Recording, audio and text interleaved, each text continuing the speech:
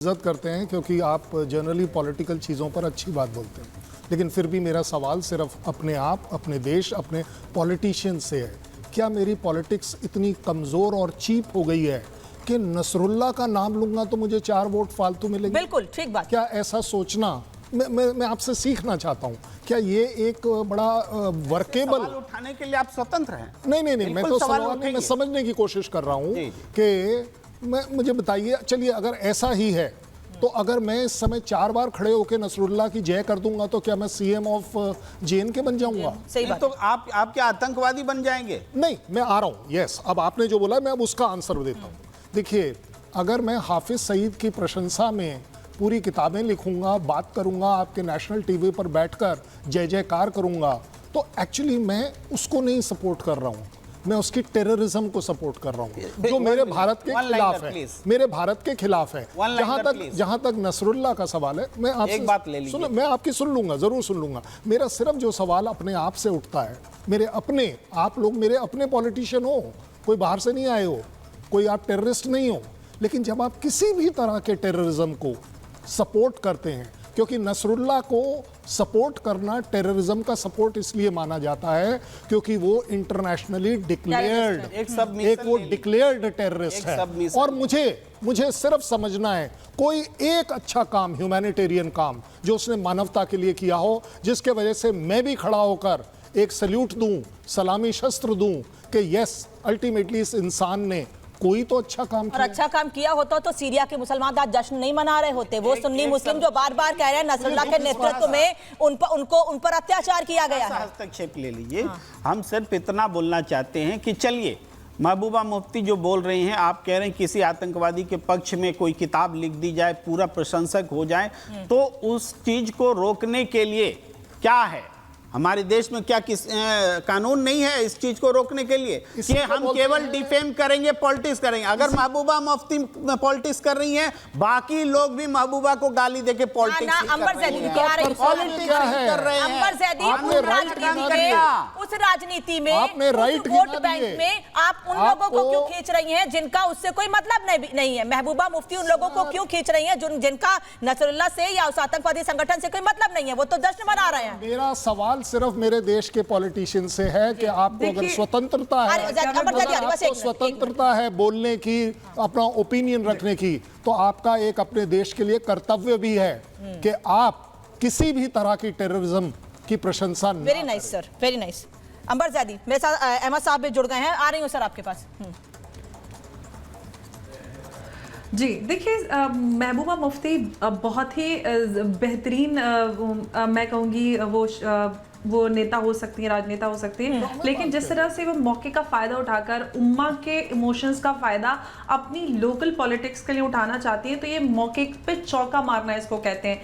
ये एक terror sympathiser के तौर पे आप देखें या किसको किस तरह से देखते हैं, क्योंकि हसन नसरुल्लाह को US डेजिग्नेटेड टेररिस्ट के तौर पर देखा जाता है, लेकिन अगर हम उम्मा के तौर पर बात करें तो उम्मा का जो ग्लोबल कॉन्सेप्ट है वो सब एक साथ पूरे मुसलमानों को जोड़ता है। अगर ईरान और फिलिस्तीन या ये जो सारे जियोपॉलिटिकल कॉन्फ्लिक्ट्स हैं, ये ईरान की और इजराइल के बीच की बात है, उसका भारत के मुसलमानों से कोई लेना देना नहीं होना चाहिए। भारत के मुसलमानों को ये समझना होगा कि हम भारतीय हैं और जो कुछ भी ईरान में, लेबनान में, इजराइल में या फिलिस्तीन में कहीं पे भी घट रहा है, उससे हमारा लेना देना नहीं है। भारत एक नेशन के तौर पर इजराइल या फिर फिलिस्तीन में कहीं पे भी किसी के भी साथ कोई भी घटना हो रही है या फिर मानव अधिकार का उल्लंघन हो रहा है, भारत हमेशा साथ में खड़ा आया है। लेकिन आप इस तरह से सड़कों पे उतर कर आते हैं, इस तरह से मातम करते हैं। हमारे जब फौज के कोई जवान या फिर हमारे जनरल शहीद होते तो इस तरह से मातम नहीं होता। आप जो विदेश के इस तरह के जो मिशनरीज के लीडर्स होते, चीफ्स होते, उसके लिए आप मातम करते थे। तो कहीं ना कहीं जो फंडामेंटल्स है उसमें बहुत बड़ी त्रुटि है जो पूरी दुनिया देख रही है। और अब मुसलमानों को यह समझना होगा कि हमें अपने देश की बात, अपने डोमिसाइल की बात करनी होगी। अगर आप इसमें और इस वक्त बदलाव नहीं कर पाएंगे तो मुझे लगता है कि ऑलरेडी बहुत देर हो चुकी है, एक सिविलाइजेशनल वॉरफेयर चल रहा है और ये हाई टाइम है कि मुसलमानों को समझकर अपने फंडामेंटल्स को करेक्ट करना होगा। आप जहां के वहां बन के रहिए, अगर आप उम्मा है तो फिर आप एक हो जाइए, क्योंकि पूरी उम्मा 180 करोड़ होकर 75 लाख जूस पे किस तरह से 75 लाख जूस उन पे 180 करोड़ पे हावी पड़ गए। अगर आप में इतना दम होता ना तो आप जूस को हरा गए होते। और आज आप जूस को उकसाकर आप पूरी उम्मा को उकसाने के लिए आप कहते हैं कि आप सड़कों पे आ जाइए। आप क्या चाहते हैं? जो अमर, आ रही हूँ वापस आपके पास। अहमद अयाज साहब, आप देर से जुड़े इसलिए मैं देरी से आपके पास आ रही हूँ, माफी चाहूंगी। सर, मेरा सवाल ये है कि हिजबुल्लाह का चीफ मारा गया, उसको लेबनान में मारा गया, उसको इजराइल ने मारा, भारत में उस पर वोट बैंक की राजनीति क्यों?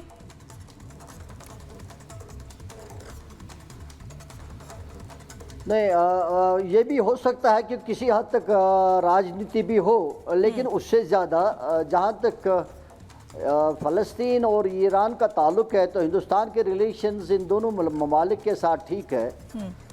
और चूँकि ईरान से ये मामला जुड़ा हुआ है, जहाँ तक हसन नसरुल्लाह का ताल्लुक़ है, तो ईरान में कोई भी डेवलपमेंट हो या फ़लस्तीन में ऐसी कोई डेवलपमेंट हो, स्वाभाविक है कि यहाँ जहाँ तक जम्मू कश्मीर का ताल्लुक़ है और ख़ास तौर और इसके अलावा शायद हिंदुस्तान में जो भी मुसलमान हैं उनके ऊपर भी शायद इसका एक मोमेंट हो जाएगी, एक एहसास होगा। तो जम्मू कश्मीर में सबसे ज़्यादा, क्योंकि ईरान एक बड़ा एक इस्लामिक जमहूरिया है, तो मैं जम्मू कश्मीर की बात कहूँगा क्योंकि मेजॉरिटेरियन स्टेट है मुस्लिम्स की, तो इसलिए यहाँ उसका ज़्यादा असर होगा। और यहाँ मानने वाले भी ईरान के जो वहाँ का सेक्ट है, जो शिया तबका है वहाँ पे, तो कश्मीर में भी उसके ज़्यादा मानने वाले हैं। तो ये नहीं कि सिर्फ शियाज बल्कि सुनीज भी मुश्तरका तौर इसका समर्थन करेंगे। हिजबुल्लाह का करेंगे नहीं करेंगे, ये जो हसन नसरुल्लाह है उसका डायरेक्ट करें या ना करें, लेकिन जब ईरान में आ जाता है या मैं रोक रही हूं आपको, मैं एक चीज सर, मेरा कनेक्शन क्या है? मैं क्यों करूंगा उसका सपोर्ट? मैं क्यों नसरुल्लाह का सपोर्ट करूंगा? मैं क्यों हिजबुल्लाह का सपोर्ट करूंगा? उसने मेरे देश के लिए, इंसानियत के लिए ऐसा क्या किया है कि आप और मैं इस समय 2 मिनट का व्रत करें, 2 मिनट का मौन करें? भाई कोई रीजन होना चाहिए ना रिस्पेक्ट देने के लिए। और आपने एक बात और कही अहमद साहब, आपने कहा कि उसका असर जम्मू कश्मीर में पड़ सकता है या पड़ता है। सर, पड़ता नहीं, अब उसको पढ़वाने की कोशिश आप कर रहे हैं। अब ये पढ़वाने की कोशिश की जा रही है कि भाई शायद जम्मू कश्मीर के लोगों का इस पर ध्यान नहीं जाता ज्यादा। ठीक है, एक आतंकी मारा गया, खत्म हो गया, लेकिन अब उस तरफ अट्रैक्ट करने की, ध्यान आकर्षित करने की कोशिश की जा रही है। अहमद साहब, नहीं, एक सेंटिमेंट जुड़ा हुआ है किससे? कश्मीर, जम्मू कश्मीर और ईरान, या जो शिया कम्युनिटी है हिंदुस्तान में या कहीं भी दुनिया में, ईरान के साथ एक सेंटिमेंट जुड़ा हुआ है। ठीक है। तो इसलिए कहीं भी अगर ईरान किसी भी चीज़, ऐसे चीज़ का सपोर्ट करेगा तो नेचुरली उसके मिलाप में उसमें हाँ से हाँ मिलाया जा सकता है, क्योंकि ईरान का मामला है और फ़लस्तीन का मामला है। और चूँकि हिंदुस्तान के भी रिलेशंस इन दो ममालिक के साथ बहुत अच्छे हैं, कोई ऐसा स्ट्रेन रिलेशन नहीं है,